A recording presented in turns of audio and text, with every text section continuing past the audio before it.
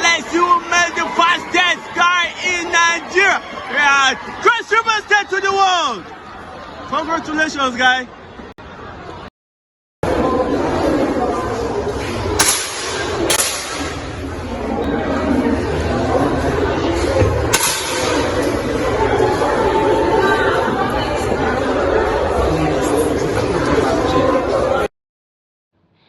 Yes, a nice moment from the just concluded 8th edition of the National Youth Games in Delta State, Asaba. Welcome to 360 Sports on Trust TV. I am Emmanuel Fashimi. We will actually be talking about that, all of the events, all of the happening in the 8th edition of the National Youth Games, where talents has been scouted, and the host state, Delta State, continue to dominate, continue to remain as champion. They are hosting it for the next 4 years. They will be hosting it, and now they've won it back to back. They've been winning since this event actually started 5 years ago, thereabout, from Kwara State. So I think Team Delta really wants to. They have been dominating, and they continue to dominate. They continue to show their dominance at the age grade event. They won the 8th edition. They are the host. They are winning it back to back. They won the 7th edition, which they hosted, and now they've also won the 8th edition, which they are hosting. Like I said, they signed an MOU with the Federal Ministry of Sports to host the National Youth Games for the next 4 years. So they are still having 2 more to host. Maybe those 2 to host for them, they will still probably maybe they will still host and win, and it's going to be a record-breaking for Team Delta. Good one. Yes, the game came to a close yesterday right there at the Stephen Keshi Stadium, and for Team Delta, they remain at the medal table, won the event with 46 gold medals, and it's a good one for Team Delta after emerging champions. And the story this morning, as we are starting with that from Delta State, is that Team Delta emerges champions of the 8th edition of the National Youth Games. Like I said, they won with a total of 46 gold, 31 silver, and 34 bronze medals, totaling 111 medals. That is for the host state, Delta State, as they win it during the closing ceremony yesterday. And Lagos State is coming in second position with 26 gold medal, 20 silver, and 19 bronze medal, while the third goes to Team Edo State with 18 gold, 13 silver, and 28 bronze. For other states, like the 7th edition, they finished the event with 51 gold medals. That's for Team Delta, but they surpassed as in this time around, they fell short of some of the medals. The 7th edition, they had 51 gold, but this time around they are having 46 gold. So as in they dropped 7 medals in total this time around in gold medal position, which is actually a good one. And they have won all edition of the National Youth Games since 2016, since 2016 to date.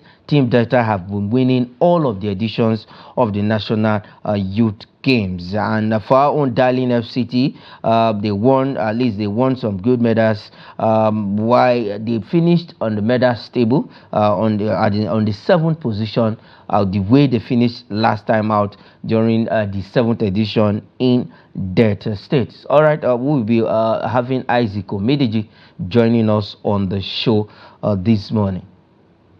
Okay, Isaac, welcome to 360 Sports on Trust TV. Good morning, Manuel. Thank you for having me again. Okay, Team Delta continues to show their dominance since 2016 till date. They've been winning all of the editions of the National Youth Games. Yes, and what came to my mind was, what have they been doing right?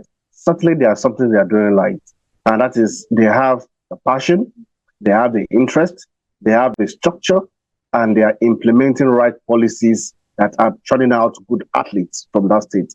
It's not a fluke. You know, you've won it since 2016 to date. So it's not something done by mistake. No, you have worked hard for it. And remember the last time we spoke, last Friday, Manuel, we talked about the MOU they signed so they can host this game for 4 consecutive times. That is a plan. That is a very good one. This will make them to develop more athletes, more infrastructures, and put more structures even in place. So the state has become a hub for sporting talent.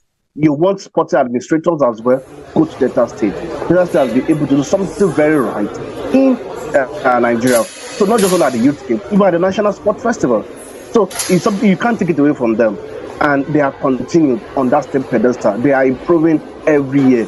So other states should look at them. There should be peer review. What are they doing right? How are they getting these athletes that they are even still very young?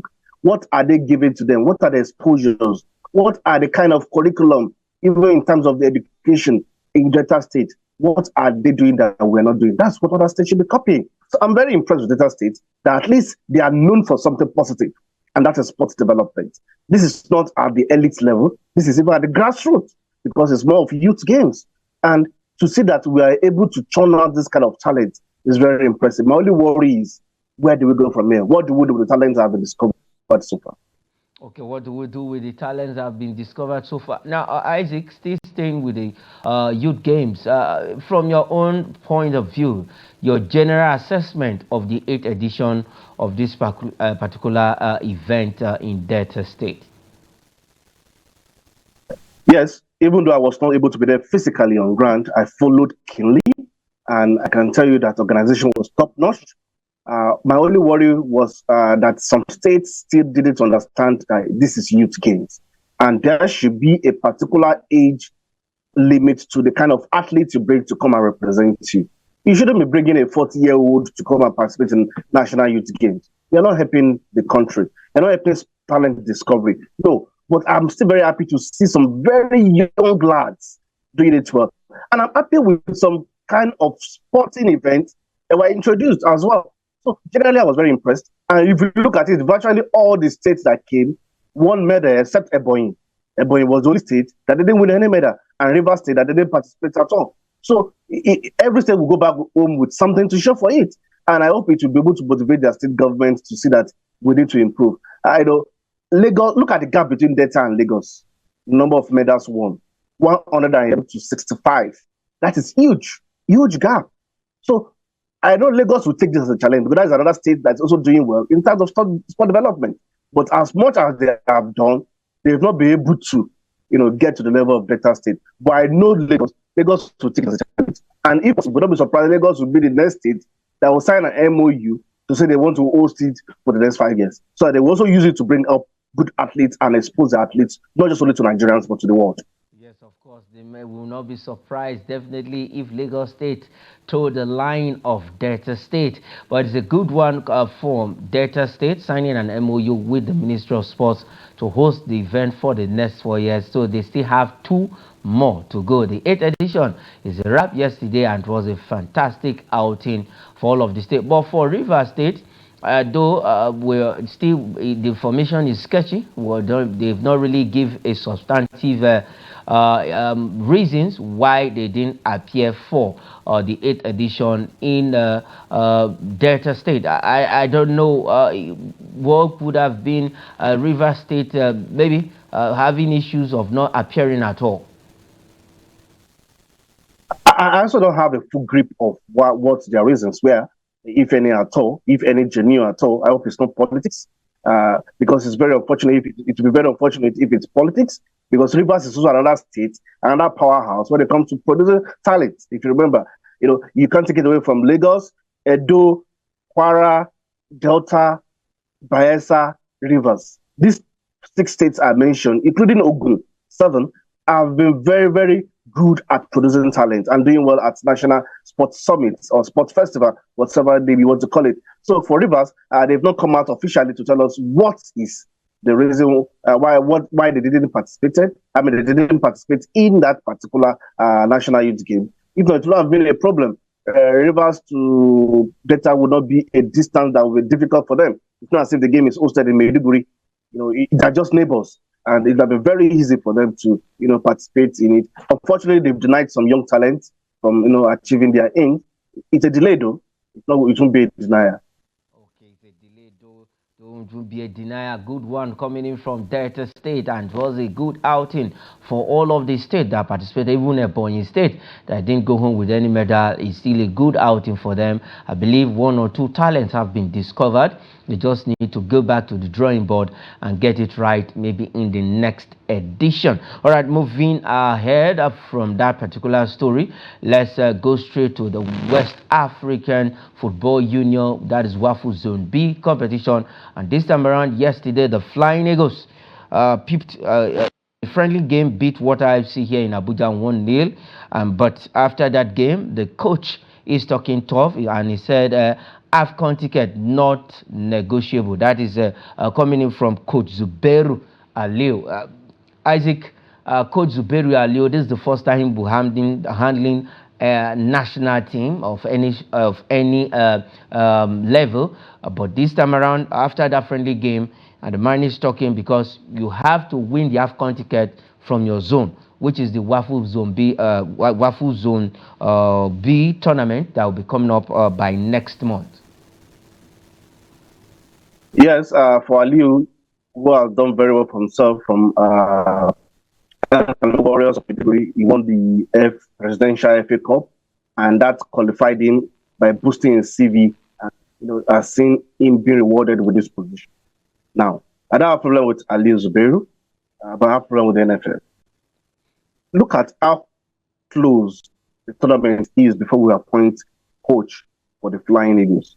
Now, they've only played one probably serious friendly match. And I listened to him after that particular friendly match, which the Flying Eagles won by 1 goal to nothing, that the scoreline is not his problem. Most important thing is for him to get a team that will be able to make Nigeria proud. That's impressive, and that's what I'm looking up to. However, I don't think the time is on his side. The time is not on his side. I hope is this coach that have the nexus of getting players, a nexus of having a huge or wide bank of players he can easily pick from. There are lots of players across the country. So I hope it's that coach that have that nexus, that connection, and that big and huge vault of 50 players from that can easily come to the rescue of the nation. This is just next month. Few weeks from now, we'll have to play the WAFU B qualifying series. And it has always been a difficult one for Nigeria. It's not really easy for us with this qualification series, even though I have to play with this kind of qualification that CAF has introduced. Let's play a normal African Cup of Nations tournament under 20, and let's see the first 4 teams, the last 4 teams qualifying for the World Cup. But it has changed. It has made it more difficult and more competitive. I hope Aliu Zubairu will be able to get his players together and will be able to get the right players that will do Nigeria proud. Truly, it's not negotiable. This is age grade. We've always done well. We must do well again this time as well. Okay, we must do well this time again as well. The last time out wasn't a good one, though we qualified for the FIFA Under-20 World Cup in Argentina. We are knocked out from the second round stage. But this time around, let's see if Aliu Zubairu can take us far. First, he has to qualify for the AFCON, and from the AFCON you have to pick the World Cup ticket. But news also coming in from the NFF from that angle is that the foreign-based players have been invited to join this team. Does that mean, Isaac, does that mean we cannot get quality players who are playing the NNL, NLO, and then the Nationwide League to form the under 20? Why? Because the time is short. Traveling arrangement and what have you before these guys will join, blend. This is a very big issue. I wish you can see the reaction on my face with the NFF talking about foreign players at this stage. When we have lots of academies with lots of under 20 players, a lot of club sides with a lot of under 20 players, a lot of other non-even registered club sides with a lot of under 20 players. And that was why I was mentioning the nexus, the connection, the vault, the bank of players. I hope Ali Zubairu has what it takes to pick from these options I've made available. So bring in under 20 players that will come in probably a few days to the tournament with players that have been training. This is not Super Eagles, for God's sake. This is under 20 team. So if under 20, they are now relying, and for God's sake, it's will be not even the under 20 World Cup, not under 20 African Cup of Nations proper. What will be qualifying series? Any club side that is releasing his under 20 players to come and play for Nigeria shows that player is also not even having a regular shirt in his club side. Let's go with players in the country. Let's go with players from our various academies. A lot of them are there that we can go with. We don't need foreign players at this stage. Okay, we don't need foreign players at this stage. Let's see how Ali Zubairu will fare with the under 20 team at the Wafu Zone B tournament, where they'll have to qualify for the AFCON under 20 Nations Cup. All right, moving away from that story, let's go straight to the senior team now, the Super Eagles. Yes, it was a good one during the AFCON qualifiers for the Super Eagles of Nigeria, but for the September FIFA rankings, the Super Eagles still remain 39th in the world, and then still remains 6th on the continent of Africa, placed 39th in the world, and then remains 6th on the continent of Africa. You can see on the screen that's for September FIFA ranking, and we have the full ranking before Isaac will react. Morocco maintains the top position on the continent, ranked 14th, Senegal 21, Egypt 31st, Cote d'Ivoire 33rd, that's 33. We have Tunisia 36, Nigeria 39th, Algeria 41st, and then Cameroon occupying the 53rd position in the world, Mali 54, and DR Congo completing the top 10 on the continent of Africa, ranked 58th in the world. Isaac, Nigeria is still being ranked outside the top 5 countries on the continent of Africa, but stay 39th in the world. Yes, I think the 4 results we had under the judges today have matters. If I'm looking at how we finished at the African Cup of Nations, we rode high and we were ranked higher than this. Unfortunately, we couldn't be able to sustain the momentum. The 2 games under Agwevon were positive, and I don't think those ones counted in this particular ranking. So probably in subsequent rankings we'll see us move higher. But we shouldn't be carried away by this. We should make sure that we get the right things done, which are qualifying for the World Cup for sure. We just have to get that done, and qualifying for the African Cup of Nations. Then we'll see our ranking improve. We don't need to be told what Morocco is doing and what they are doing right. It's obvious to everybody, both male and female football. They are doing exceptionally well. Same with Senegal. Even Ivory Coast that won the Nations Cup are fourth, because it's not just about by winning the Nations Cup alone. How consistent are you in doing good? Morocco, Senegal have been consistently good. Super Eagles of Nigeria, are we consistently good? No, we are not. So probably that defines where we are. It's a ranking. It shouldn't really determine what we do. But if we want to improve on the rankings, we also must improve with the kind of games to play and the result to get from the games to play. Okay, and the kind of result we get in the games we played, you can see the top 10 nations on the continent of Africa. Morocco still maintaining the first position, and DR Congo completing the top 10. All right, let's move away from the continent of Africa and the FIFA ranking and go straight to Europe. It was continuation of match day 1 in the UEFA Champions League league phase game, and I'm proud that Nigerians are making history in the UEFA Champions League this season, and they are doing well in Europe. It was a big game last night, and we saw George Lehena before we take the full result. George Lehena, winner, sink Barcelona. This is a player, a very young, fantastic player, though he has not played for Nigeria. He made history, becoming the youngest player to score in the history, in the competition history, and then become as in breaking Kylian Mbappe's record for Monaco. Kylian Mbappe was 18 years, 63 days when he scored for Monaco in the UEFA Champions League. But now for Lehena, the Nigerian, he's 18 years and 34 days. Isaac, I think I'm proud at this point in time that Nigerians are doing well for their clubs in Europe and playing for, as in showcasing their talent on the world's biggest club competition.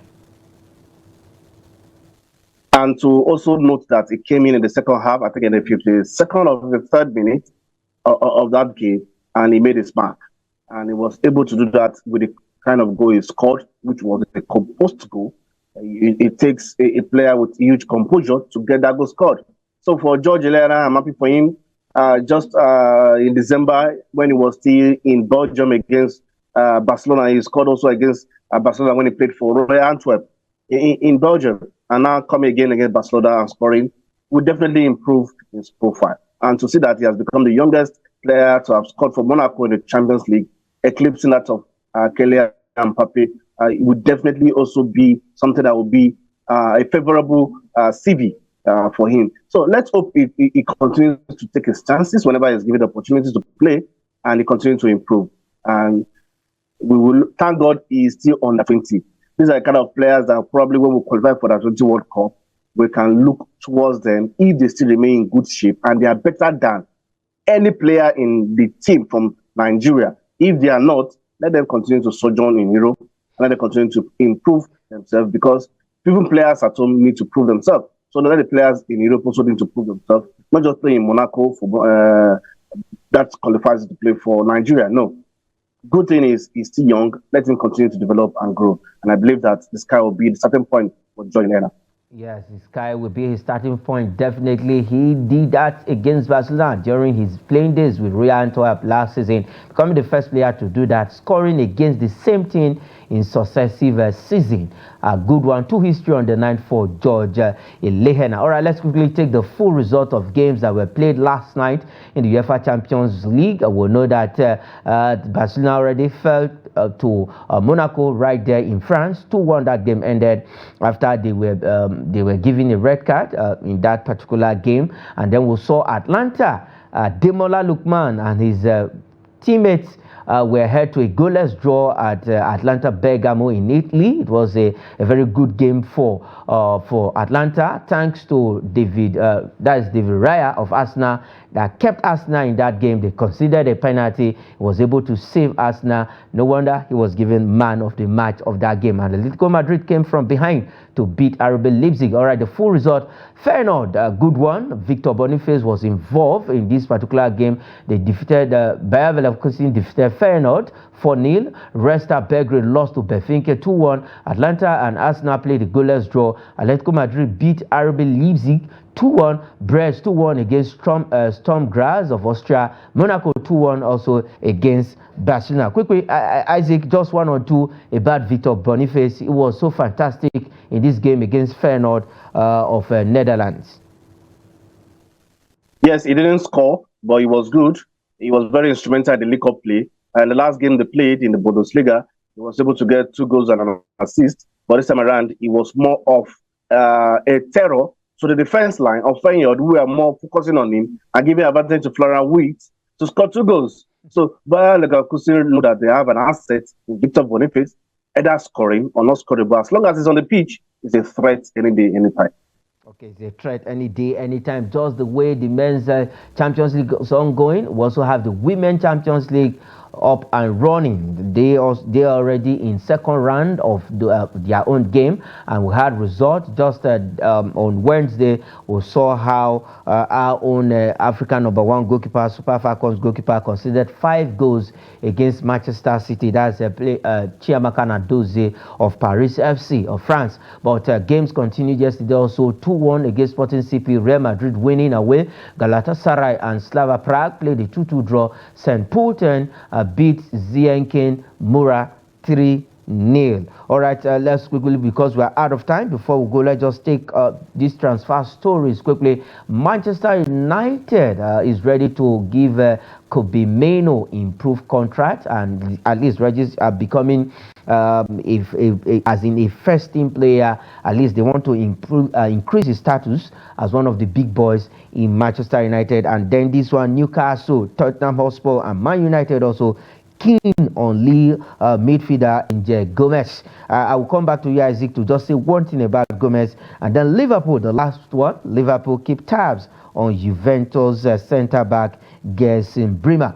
Isaac, let's go back to Gomez. This is a player Manchester United let go, and now they are going back for him. I don't understand. For Man U, you let a player go, you've shown good signs, and now you're coming back to get him. Now they have to compete with Newcastle, Tottenham Hotspur for Gomez. Yes, I don't forget that his stock has risen. Also, that he has even been invited and played for the national team. That is England. And remember, he was a good player with promising future at Manchester United, but he didn't have the opportunity to play regularly. So you have to go away to play regularly, prove a point, and this time around, his point has been proven, and that's why even United are coming back to see if they can get him. Okay, and see if we can get him. All right, that is where we'll be leaving it on the program. 360 Sports this morning. Isaac, thanks for joining on the show. It's been a wonderful one having you on 360 Sports. Thank you very much, Manuel.